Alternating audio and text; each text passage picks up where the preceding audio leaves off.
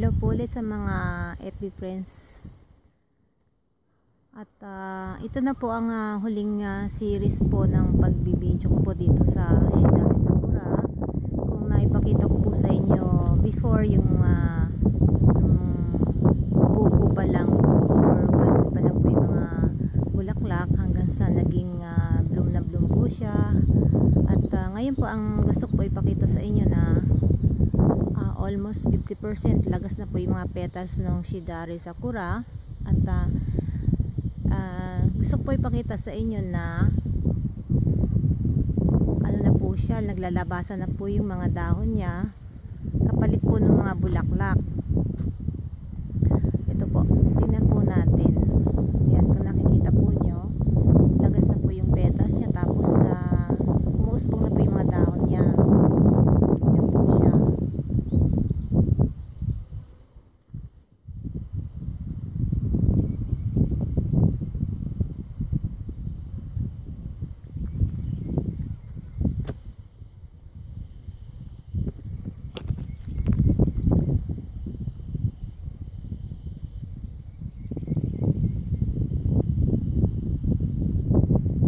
Medyo mahangin po at napaganda po ng sikat ng araw. Yan po. At punta po tayo dito sa ground.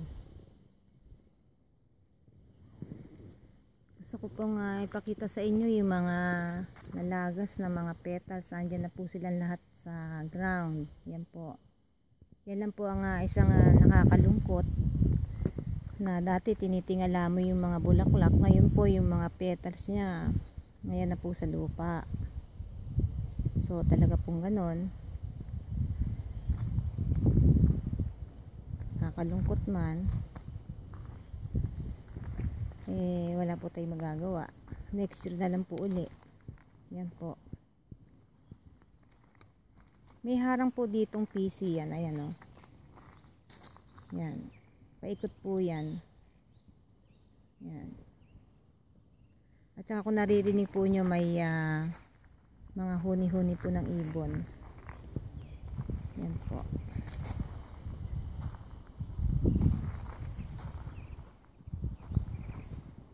Ito po ang inyong lingkod, naglalakad. Ito yung sapatos ko, ayan.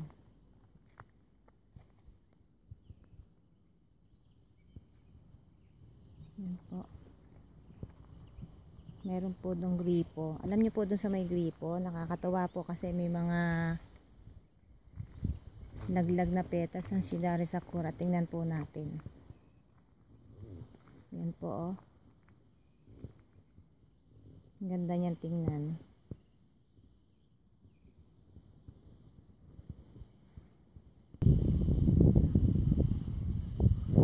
So ayan po yung mga lagas na mga petals. Okay, nais ko po magpasalamat dun po sa mga sumubaybay sa pagsibol ng bulaklak ng Shidari Sakura hanggang sa malagas po yung mga petals niya. Maraming pong salamat sa mga nanood, sa mga nadulutan ko ng konting kasiyahan. Maraming pong salamat at na-appreciate nyo po yung mga video ko kahit po magulo akong mag-video. Maraming pong salamat sa inyong lahat. Medyo backlighted po kaya medyo madilim po yung puno ng Shidari Sakura. Maraming pong salamat muli. Hanggang dito na lang at next na ipakikita ko naman po siguro yung puro dahon na sila, wala na pong bulaklak. Maraming pong salamat. God bless you all.